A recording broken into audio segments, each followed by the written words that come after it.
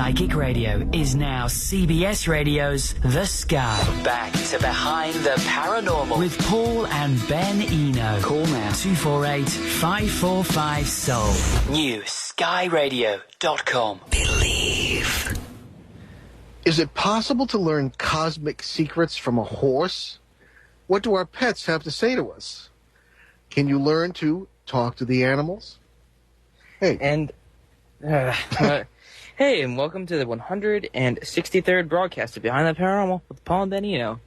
I'm Ben, and that voice you just heard was my co-host and partner in the paranormal, my dad. Okay. Oh, yes, and our call-in numbers today, here on CBS New Sky Radio and newskyradio.com tonight, are 248-545-SOUL. That's 248-545-7685.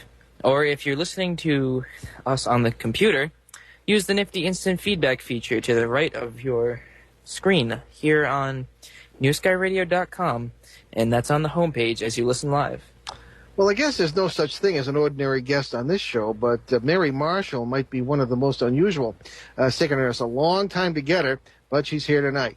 Mary is an animal communicator and intuitive healer from central Indiana. She has worked with professional racehorse trainers, veterinarians, and owners in helping them understand their animals. She has assisted trainers in determining the causes of behavior and performance problems, guided owners in finding lost pets, aided owners and veterinarians in pinpointing health problems in all types of animals, facilitated emotional healing in animals and their human companions, and provided messages from deceased pets to grieving owners. Mary conducts beginner and advanced level workshops and is working on a book about her life, the unfolding of her ability to communicate with animals, her relationship with Natalie, the medicine horse, and the spiritual impact the animals have had on her life. Mary also teaches animal communication at the dear old International Metaphysical University, www.intermetu.com. Mary's website is www.medicinehorsewoman.com. That's one word, medicinehorsewoman.com. So, Mary Marshall, welcome to Behind the Paranormal. Thank you. I appreciate it.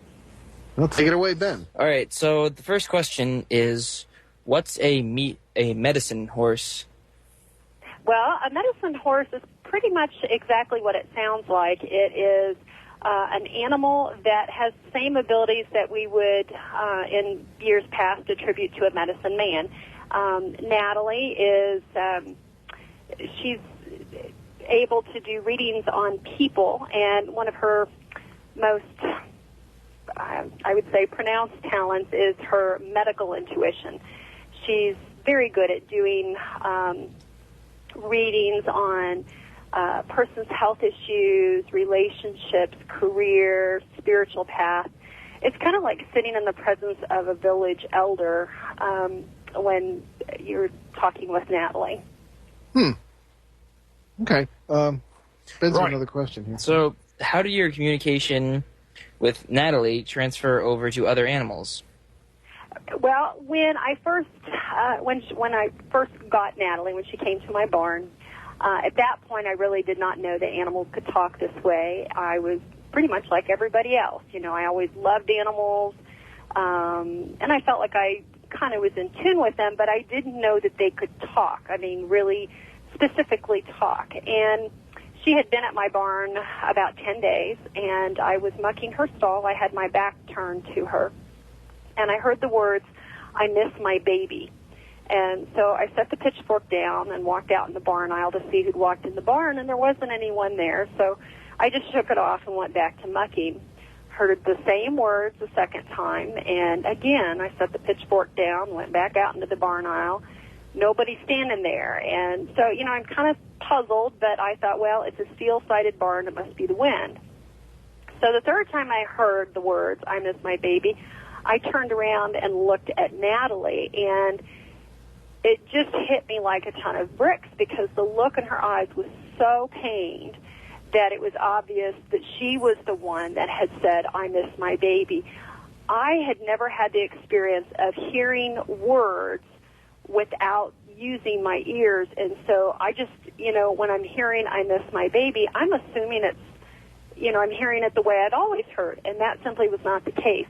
she was able to basically project that thought so powerfully that, my brain, unaccustomed as it was to that sort of communication, registered it as an auditory sound, and it was not. It was an intuitive communication. How open were you in discussing this with your family and your friends when this began to happen? How long ago was this again? Let's see. Well, I've had Natalie in my life now for, it'll be 13 years this fall. She was 11 when I got her, and she just turned 24 last month. Let me just walk in and say I had a nice conversation with the horse today. Yeah, actually, I was really, it just totally freaked me out, to be honest. I didn't tell anybody at first because I thought I'm losing my marbles.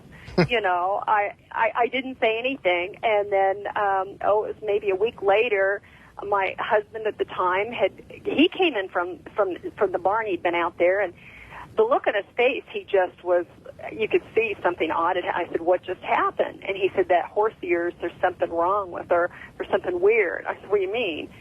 He said, well, I could swear she told me she missed her baby. And when we had bought Natalie, that's her name, she had a little filly that had just been weaned. And so at that point I thought, okay, I'm not crazy. It's this horse. There's something really unusual about her. So I sent a very sheepish letter to her owner, her previous owner, and in the most roundabout way I could think of, I asked her if this horse had any unusual abilities. So she called me right away, and she said, oh, that mare does that all the time. I think it's called interspecies telecommunication. So, did you tell me she'd communicated with the previous owner? Apparently, but nobody bothered to tell me that. But, I couldn't find any books on the subject at the time.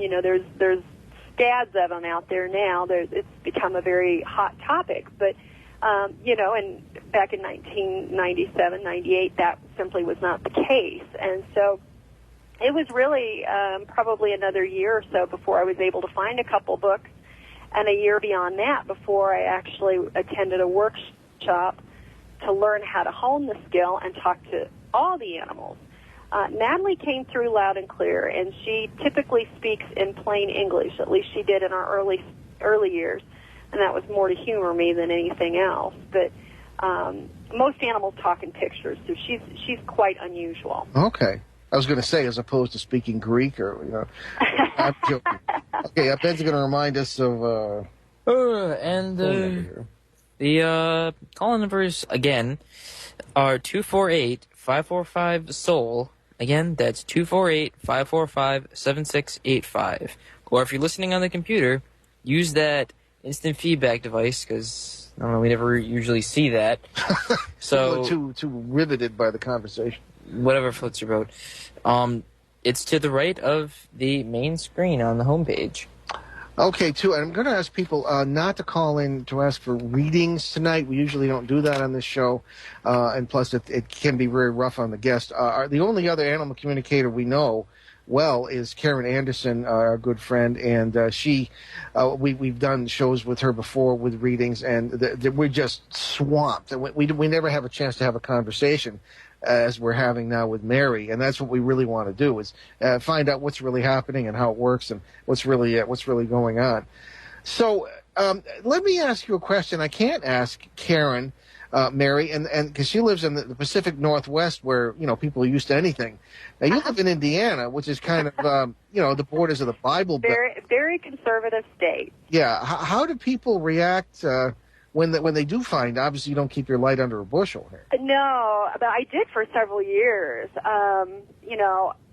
The more I became skilled at doing this, I was very reluctant. I'm Roman Catholic. I still go to church every week, practicing. And I really was not at all sure how it would be received by my church community or by the population at large. So I went on a women's retreat back in 2003, and the women on that retreat, and we're still very good friends, we still do a lot of things together, they were the ones that pretty much embraced this with open arms, and they encouraged me to move forward with it. They said, this is a gift, and you need to honor the gifts that you're given and do what you're supposed to be doing. And by then, I'd also started to meet other people that were really gifted intuitive. And, pretty much the same thing. They kept encouraging me, Mary, you've got to step out there and do this. This is what you're supposed to be doing. And so, it was kind of a leap of faith, but that's exactly what I did do, is I just started doing it. And I'm pleased to report that I would say 99.5% of the time, people really are open to it. It's a really rare thing to encounter somebody that just, tags you as evil or a fraud or whatever else. And so, I've been real fortunate. That's good to hear. Speaking as one who was a student for the priesthood for 10 years, there really isn't, speaking from the Roman Catholic point of view, or even the general Christian point of view, there really isn't any teaching on anything like this. I mean, it's there's no reason why there shouldn't be open-mindedness to it. Obviously, the Bible kind of puts humans at the top of the food chain, rightly or wrong. Sure. But the thing that always gives me comfort, I look at St. Francis. Oh, of course. He talked to animals. Absolutely. Talked to animals. And so that always gave me comfort. But the other thing is, not that I'm preaching religion, not at all, but there's a passage in the Bible, and it talks about the gifts of the Spirit, and it specifically mentions the gift of tongues. And to me, speaking in animal languages is a tongue. It's a type of language. It's not any different than speaking French or Spanish or whatever. It just so happens that the person or the individual that I'm conversing with might have feathers or 4 legs or fins. But otherwise, we're all God's creatures. We all have souls, and we can all talk. It's just learning how to speak the language. That's a wonderful way to put it. I think of some of the mystics of the Eastern Church, especially in Russia, in the past centuries. There was one, and I always loved to read about these guys. There were sometimes women, because they would say, they would live out in the wilderness, and they would. There was one. Was it Seraph Masarov? Yeah. Who had a bear who was his friend? Yep. This grizzly bear about 5 times as big as he was. People would make their way out into the woods to see him and get his spiritual advice. And the humility of these people was just breathtaking. They really showed the unity of all things. And all of a sudden, this bear, everybody go, whoa! And he's, don't worry about it. He's a friend. And the bear would sit there as he would give spiritual advice to people. It was great. You got to love it. That's an essence of divinity right there, is the unity of all things in a profound way. That's okay, right. Well, we're going to take a break right now, wrap here for a moment, and we'll be right back on Behind the Paranormal with Paul and Ben Eno on CBS New Sky Radio, newskyradio.com, with our good friend and wonderful guest, Mary Marshall. We'll talk about animal communication. Stay with us. CBS Radio's The New Sky. NewSkyRadio.com. Across the Veil with April Lugo. Join April Lugo each Tuesday night at 7 for Across the Veil. Across the Veil is a show that promises to be a unique experience as April connects and communicates with those who are across the veil. April receives guidance and wisdom from the ancients, angels, masters, teachers, and guides, as well as hearing messages from those who have preceded us across the veil, family, friends, and loved ones alike. The program is an excellent opportunity for you to hear from those who are across the veil. April will be answering questions and giving insight. That's the main reason for the program. Across the Veil at 7 Tuesday on The Sky. Look up to the sky. Psychic Radio is now CBS Radio's The Sky. Reach out, newskyradio.com.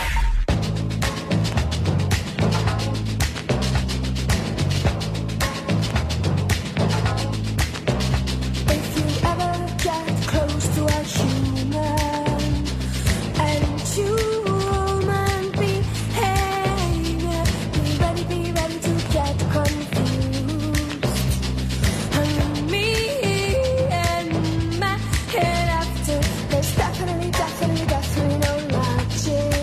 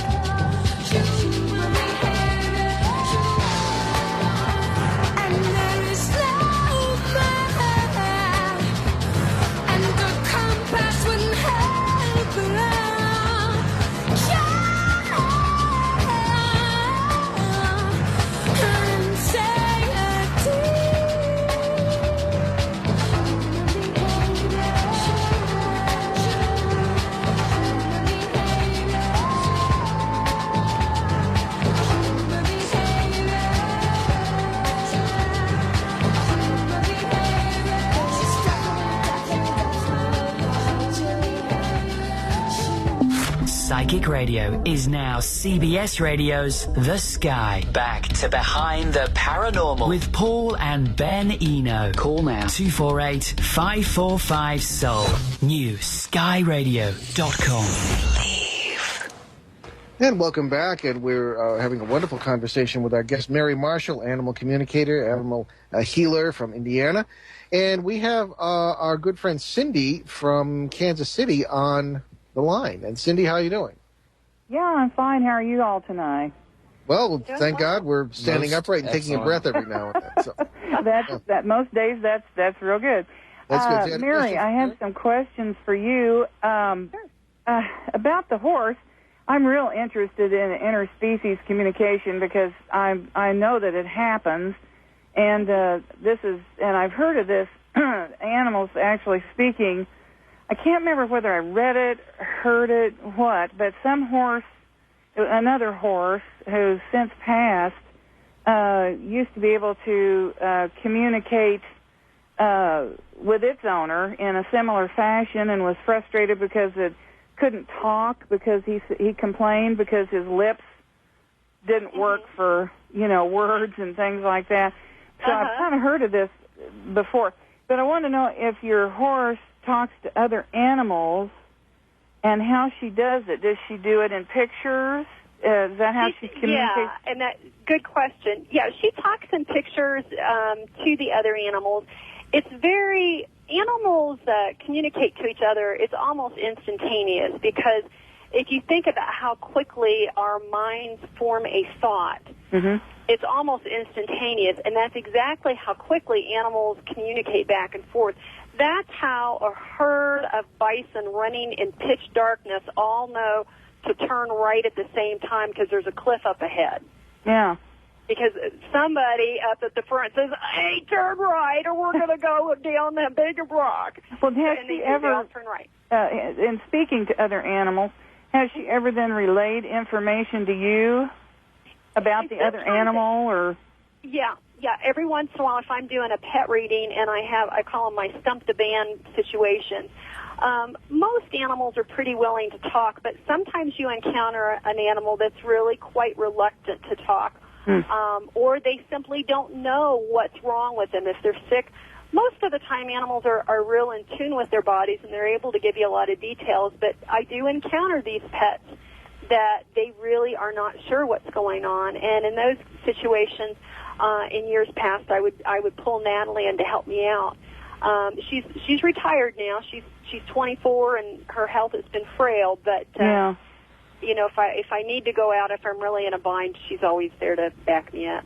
Well, I think this is all marvelous. I'm really interested. I've got one more quickie for you. Have you had this same type of communication with other types of animals? You? Yes and no. To the degree that I have it with Natalie, no. She is, in my experience, she's unique. Now, understand, we have a very deep bond, so it would be difficult for me to say I have that level of communication with another animal because we share such a deep bond. Right. I have had extremely detailed conversations with other animals, very detailed, working, police work and cadaver work and all of that kind of stuff. So I get a lot of information from other animals, but I have not met animals like Natalie that are able to do medical scans on people and, that see into the future and, just those unique traits. And wherever I'm at, it doesn't matter if I'm, across the pond in Germany. All I have to do is think Natalie's name, and she is immediately present to me, and I know it's because we have such a bond. Well, that's all got to do, I think, this is Cindy 101, but I think that's all that non-local consciousness, that our thoughts are not our brains and not our synapses and all that stuff. It's, and therefore it goes everywhere. But that one more question, and I'll get off. I don't want to monopolize the air here. Okay. I just wanted to know what kind of, and I'm sure you're going to get into this, so just what kind of work you were doing with her and other animals, other people, what what she's. You said something about forensic work or also medical, and I just kind of wanted you to go through that and tell all the things that you've been able to do with her. And I'll get off the air so I won't keep going. But, I think this is wonderful, Paul. It's good to hear your voice, and you too, Ben. And I'll talk to y'all later, and I'll listen off the air. Very good. Thank you very much, Cindy. All right. Bye-bye. Bye. Well, in answer to Cindy's question as far as practical applications, and I think that was the gist of her question.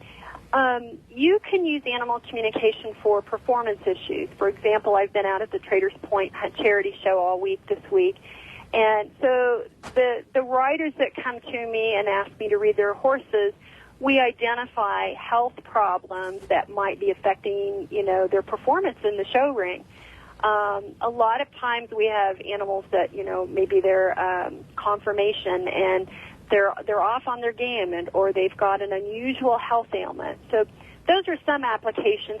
Moving out a little bit further in terms of how to take that to the broader population, I had a really cool experience several years ago. I went out to the Indiana School for the Deaf, and a client of mine, longtime client, she has therapy dogs that work with these kids, and the kids are all either deaf or autistic or both.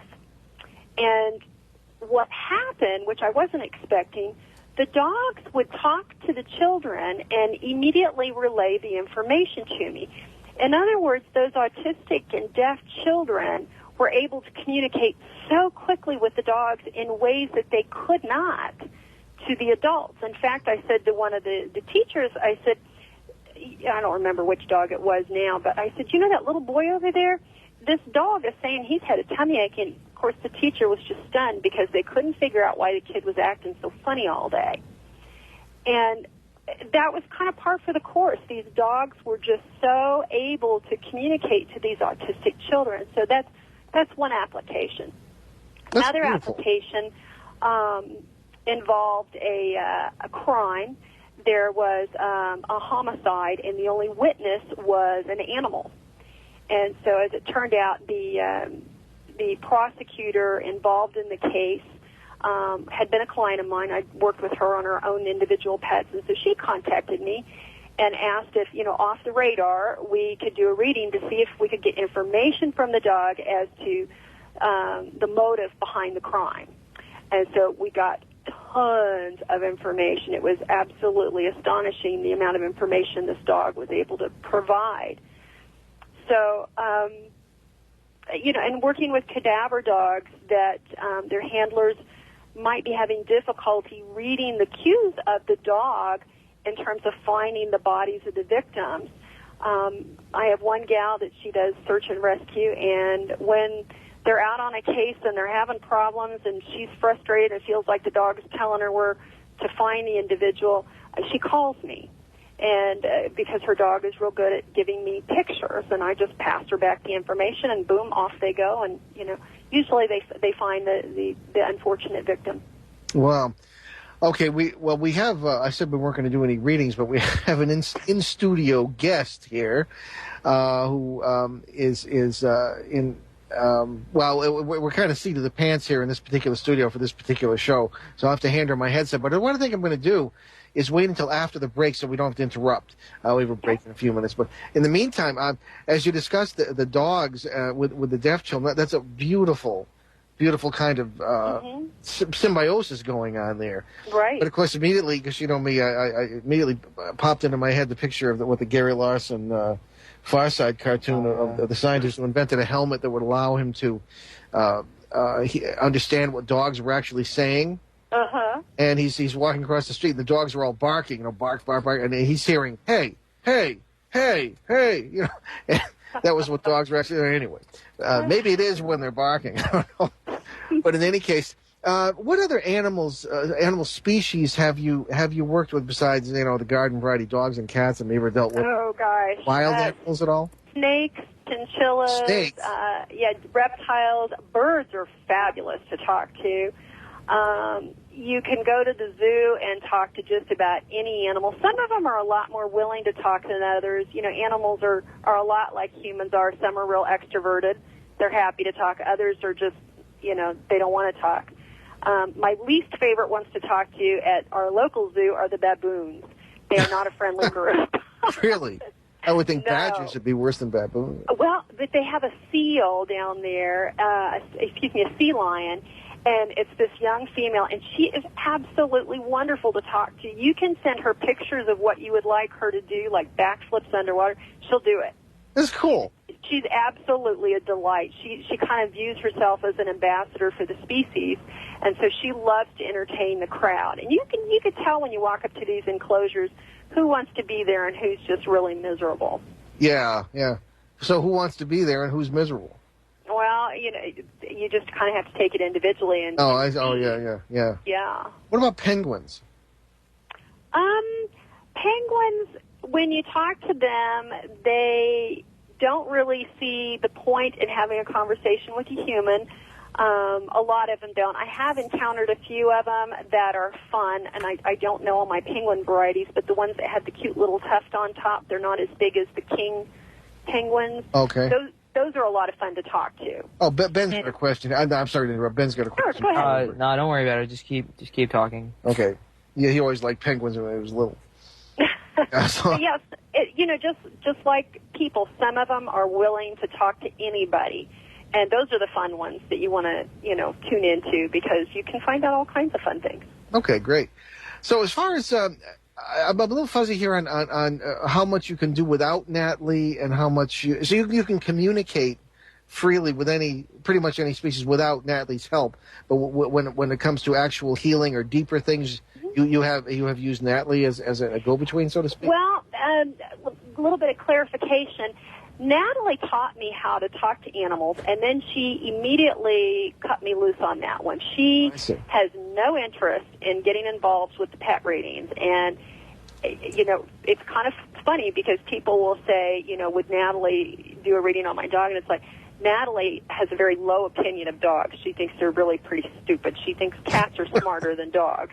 Well, she just doesn't want to get involved. Now, if I have a health issue that I need her help on, she's willing to answer that. But she has always done readings on humans. That's kind of her forte. Is she likes working with humans. That's interesting. Yeah. So. Okay. So when you finally, we got to wrap. Okay, we're going to take a break. We'll be right back on Behind the Paranormal with Paul and Ben Eno on New York hasn't picked us up yet. Yeah. CBS New Sky Radio and newskyradio.com, and we'll be doing a pet reading. I said we weren't going to do any, but I lied. We're going to do one. Stay with us. CBS Radio's The New Sky. NewSkyRadio.com. This is the Lisa J. Smith Show. Hi, this is Lisa J. Join me for Lisa J. Now at 3 o'clock Eastern on CBS Radio The Sky. I'm bringing to you some great guests, numerologists, angel card readings, and more. That's at 3 o'clock Eastern on CBS The Sky. Look up to the sky. Psychic Radio is now CBS Radio's The Sky. Reach out. NewSkyRadio.com.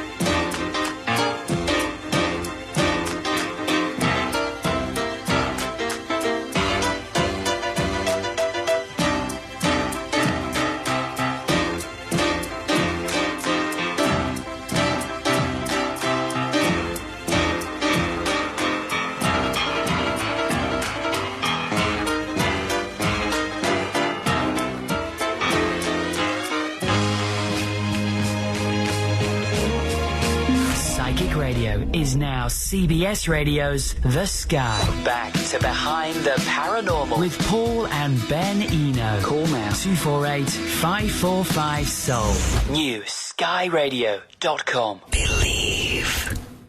And welcome back. And as I said we weren't going to do any pet readings, but we do have an in-studio guest, which is not the usual thing here. We're not really set up for in-studio interviews at this particular location. However, we're very happy to have the lovely Marion Murphy with us, and she's going to ask a few questions about her dog, Molly, and I have to hand the headset over to her. So just make sure there's no dead air.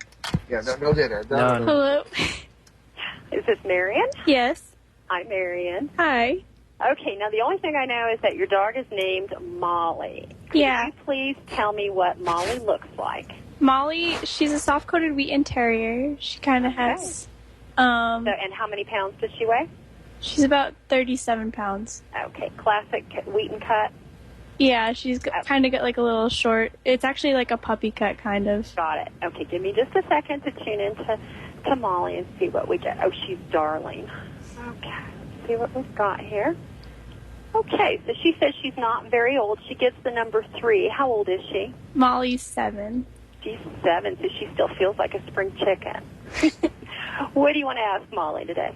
Well, she's kind of neurotic and standoffish. She doesn't really like to come up to me and let me pat her, but I would like to know why that is. Part of it is because she is a terrier. Terriers, by their nature, they're feisty dogs. And, folks that are looking for a warm, huggable dog sometimes do better with the companion breeds, things like, Maltese or Pugs or Yorkies. Those are specifically bred for that. Terriers are actually working dogs, and it's easy for us to forget those kinds of things. So you'll find that dogs like Molly are going to have strong predator drives. They chase things.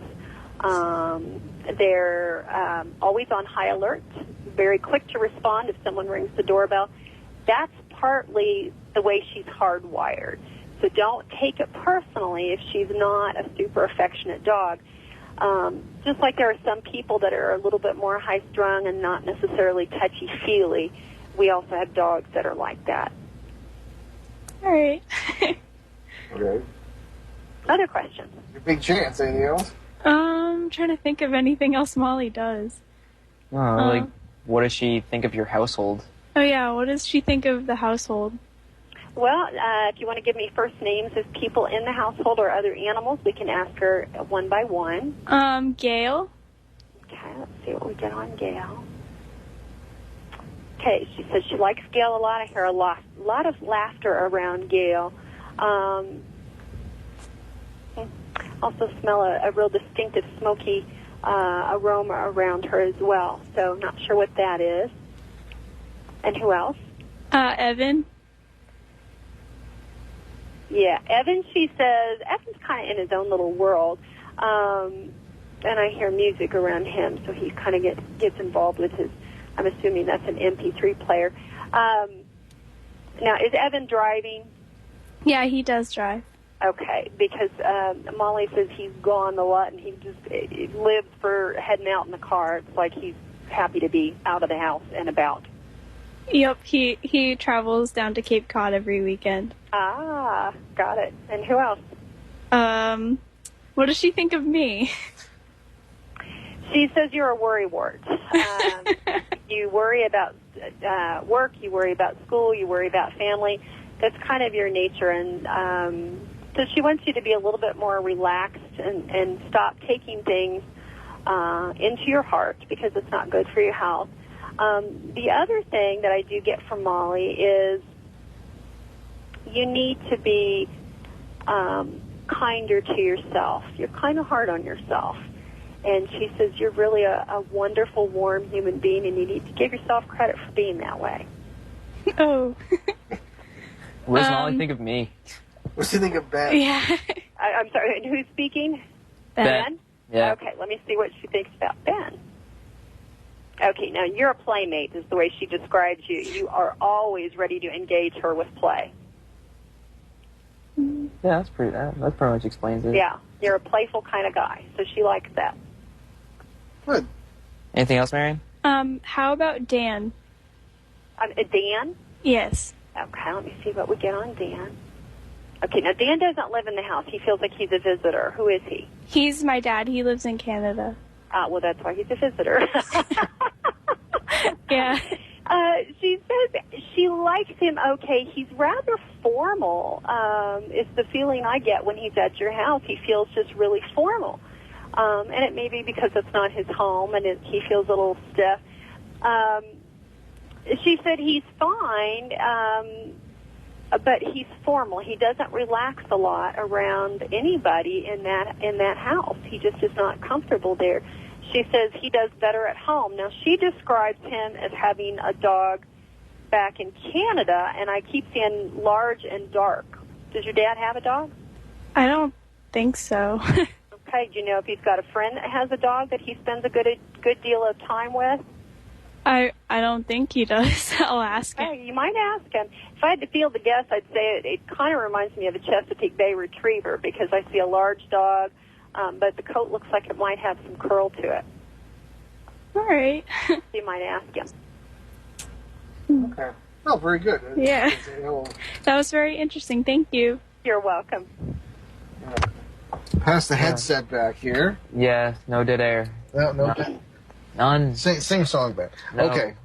Sing a song of Sixpence. Well, thank you very much, Mary. That was extremely. You're welcome. Well, all right. Okay, now Ben had the next question. All right, well, this wasn't on the list of questions, but you know when you like go into like a zoo or like a pet store or something, do all the animals stare at you? Do they stare at me? No. I do feel kind of vulnerable in a shelter. I don't go to shelters very often, pet shelters, because it's overwhelming to me and I don't sleep that night. I know other animal communicators have problems with being what they call kind of an open channel. They can't turn it off. I've never had that problem, but when I go to shelters, the vibration of the animals is so overwhelming that I just can't sleep that night. Walking into a barn, in someone's barn or a racing stable, it's really quite fun to walk down the aisles and hear the comments that they make. So, I mean, I'm going to win, or so-and-so's a jerk, or it's really pretty funny to hear what they have to say about each other. That's that. I think walks into a pet. Yeah, and sometimes they do. If you have and understand that animals see our energy, whether you read chakras or auras or anything like that, animals see energy much more clearly than we do. They're able to perceive those things. And one of the things that I tell my clients, the question they get is, why their pets are attracted to some people and not others. We have a vibrational field, and some people vibrate at what I call kind of a piccolo range, and others are at a bass or a cello range. Animals are naturally drawn to people that have that deeper, more resonant tone, somebody that's more in the bass range or a cello range. And these people aren't necessarily, the nicest people in the world. You can meet somebody that's a real turkey, to people, but if they have that vibration, animals are naturally drawn to them. On the flip side of that, you get somebody that's real high energy or that's really obnoxious and that sort of thing. And they're more at a piccolo range, and the animals just kind of go the opposite direction. So my suspicion, Ben, is that you probably have a really attractive vibration that you give off that the animals are drawn to. That explains why animals like me. Except for my neighbor's dog that I had to watch. It, barks at me all the time. Yeah, he doesn't like anybody. Yeah. You got self-image. Yeah, okay. And do you ever find animals, if you ever, talk to an animal, do they lie? Sometimes they do. It's really kind of comical if you get a household that has 5 cats and somebody's peeing outside the litter box. and you have to interview all 5 cats to get to the truth. Because one of them will say, well, Buddy's the one that's peeing outside of the litter box. And Buddy will say, no, it's Sam that's peeing outside of the litter box. So you have to get a group consensus. And so when they all keep coming back and pointing the finger at Sam, and then you finally come back to Sam and say, now, come on, are you the one that's peeing outside the litter box?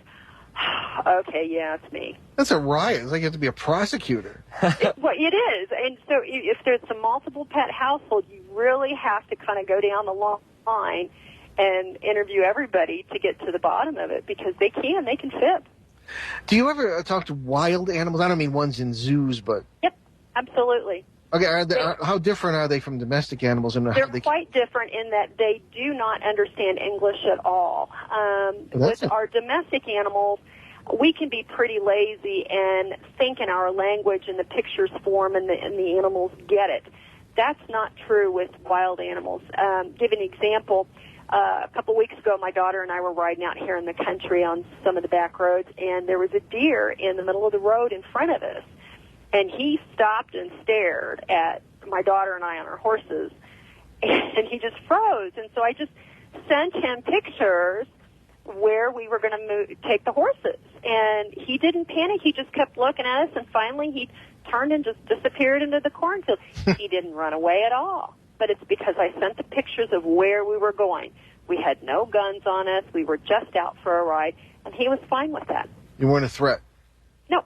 Yeah. Nope. But you got to let them know that by sending them pictures of what you plan on doing. Okay, well, I'm afraid we have to wrap here for a break, and we'll be right back on Behind the Paranormal with Paul and Ben Eno with our wonderful guest here on CBS New Sky Radio, newskyradio.com, and Mary Marshall. Stay with us. Psychic Radio. PsychicOnAir.com. The wake-up call with Ellen Tom. Even though I love him and I'm worried about him, it is a blessing in disguise because I'm doing things to help me take better care of me. Good for you. Hi, it's Tom Forrest. Reverend L. Newman and I are here Monday nights, 7 till 9, prime time, Eastern time in the United States, with Wake Up Call on Psychic Radio. Psychic Radio. We know you're listening. Life is a journey. Let us be your guide. Reach out on the net now, PsychicOnAir.com. Look for Psychic Radio on your AOL radio player.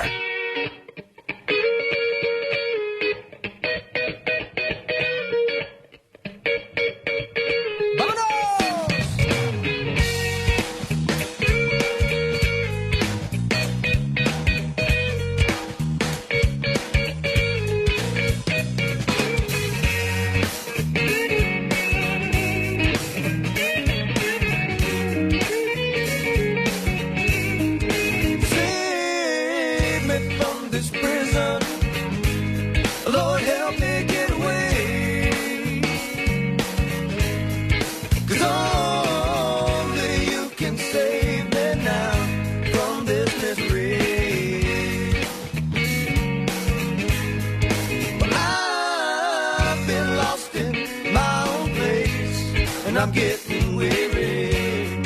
How far is heaven? I know that I need to change my ways of living. How far is heaven? Lord, can you tell me?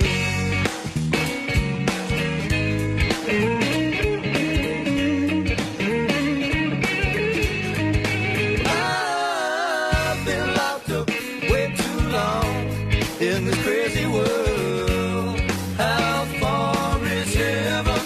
I just keep on praying, Lord, and just keep on living. How far is heaven? Yeah, Lord, can you tell me? How far is heaven? I just gotta know how far, yeah. How far is heaven? Yeah, Lord, can you tell me?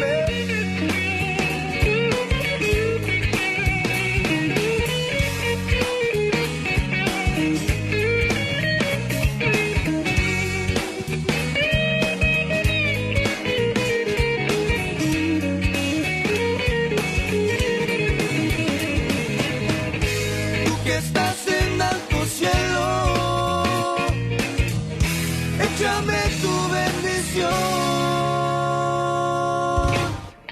'Cause I know there's a better place than this place I'm living. How far is heaven? So I just got to show some faith and just keep on giving. How far is heaven? Tell me, how far is heaven? I just gotta know how far, yeah. How far is heaven? Yeah, Lord, can you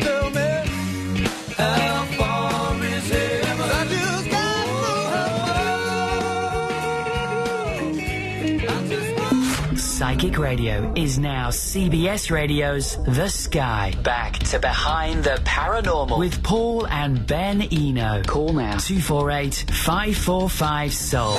New skyradio.com. And welcome back, and we're talking with our wonderful friend Mary Marshall, who is otherwise known as Medicine Horse Woman, who is an animal communicator, animal healer, and we've been doing all sorts of interesting exchanges of information tonight having to do with animals. Now, Mary, I wanted to ask you, how did you get the name Medicine Horse Woman? It obviously sounds Native American. Are you involved with Native American spirituality here at all, or what? Well, that's always been an interest. I think I've always been drawn to the Native Americans' respect for animals and nature in general. So I'm drawn to that. But actually, the moniker came from Natalie, the horse that I live with. She's a medicine horse, and so when I was trying to figure out a good website name, everything that I put in was taken, and it finally ended up with Medicine Horse Woman because I'm the woman who lives with the medicine horse. Oh, okay. That's very logical. Yeah. Yeah. Okay, I don't know, Ben, if you had any more questions, but I wanted to get this one in here. Oh, go for it. Okay. I've always been fascinated by the possibilities here of animal communication when it comes to criminal investigation. Now, Karen Anderson, our friend, the only other animal communicator we really know, is out in the upper northwest there in Washington State, and she's working with the police on this. And you said you've sort of begun to do that as well? Uh-huh. As when animals are the only witnesses to a crime? I mean, can you tell us more about that? And do you think it's ever going to be admissible in court? I don't think it would be admissible in court because you can't put a dog or a cat or a horse on the witness stand. So, the way I viewed it, and I'm not sure if this is the right way or the wrong way, but, when they first contacted me and asked me to do this, in my mind, I'm thinking, well, this is not submissible in court. So my job is to give them as much information as I possibly can so that they can go back out and find hard evidence to piece things together. So, I really, every detail I could get from the dog, as far as the crime scene, the motive, what the dog thought the perpetrator was after, all of that information they can then take back to the scene of the crime or in their investigation of, the individual in question, and then they can pursue that to get the hard evidence to prosecute. But, all I can do is just tell them where to look or what the situation is. It's their job to go out and prove what I say. Okay. And I wanted to give you a chance here before we break for good here to talk about your book. And in the intro, I said you were working on your book, and you said it's been out for 2 years. News travels very slowly to Rhode Island here. So tell us about your book and what you're working on next. Gotta update this. Well, the one that's currently in print is called Medicine Horse Woman, Lessons on Spirituality and Healing from an Animal Communicator. So long title, but it's pretty much exactly as the title reads. The earliest part of the book is certainly devoted to explaining how animal communication works, the ins and outs. It's really good reading for folks that are planning on attending a workshop because they'll kind of know the basics or at least have the information part of it before they get to the class. I certainly go into my experiences with Natalie and the things that she has taught me. She's been instrumental in learning different healing techniques. I do share a little bit about my own personal experience in terms of how I got to this point. I think it's always interesting to hear that from other people. I don't think any of us walk a straight path, and it's always a good story to sit down and listen to someone that, they're doing an unusual line of work. And so that's that book, yeah. Okay, and your website, medicinehorsewoman.com, and you are available for consultations and readings, is that correct? Yes, that's correct. Okay, Mary, it has been absolutely wonderful having you. Really enjoyed this. And really fun. Ben has too, and thank you on behalf of Marion, too, our little guest here at the studio.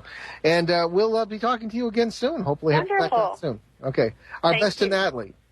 Thank you. I appreciate it. I'll pass that along to her. Very good. All right, bye-bye. Bye. Bye-bye. Okay. And again, here we are. BehindTheParanormal.com is our show website. You can find out about our guests, upcoming and past, and all sorts of information. And also check out, we have been working on reconstructing our main website, which is newenglandghosts.com. But everything's kind of jumbled, so it's going to take a little while. Well, we're getting there. There's a lot of, I suppose, insights and articles by moi on there, if you're interested in that, on all sorts of different subjects from the paranormal, and also some pictures of things we're working on, some cases from the past and present, and we'll be updating that as well. It was high time to update that site. You can also... Oh, yes. You can also get our podcasts of all our shows available at newskyradio.com or at our show website, behindtheparanormal.com. And you can also subscribe to a little weekly newsletter we have, which we send out in the email. You can find out who the guests are going to be and what we're working on. And you can also buy my books as well on either of those sites, newenglandghosts.com or behindtheparanormal.com. Your patronage would be appreciated. Yes, indeed. Yeah, because Ben needs a new car. Yes. So many thanks to our producer, Brandon Jakeson. First time we've worked with Brandon. Did a great job. And we'll see you right here next Sunday, August 22nd at 7 p.m. Eastern, 4 p.m. Pacific on CBS New Sky Radio, newskyradio.com, and we will welcome renowned paranormal expert Nick Redfern to discuss the adventures of a monster hunter. That sounds interesting. Yeah. So in the meantime, check out our Monday New England Drive Time show at 6 p.m. Eastern, 3 Pacific on WOON 1240 AM radio in the Boston, Providence, Worcester Triangle, and online at www.onworldwide.com. Also, you can hear rebroadcasts of the Behind the Paranormal on Saturdays at 7 p.m. Eastern, 4 Pacific, right here on CBS New Sky Radio. And we have still a little bit of time here, but I wanted to... No, we have like a minute. We have like a minute. Okay. Well, I'll read very slowly. We leave you with a quote from dear old Albert Einstein. Our task must be to free ourselves by widening our circle of compassion to embrace all living creatures and the whole of nature and its beauty. That was beautiful. It was. That's what I like about Einstein. Yes. So we will see you next week. Take care.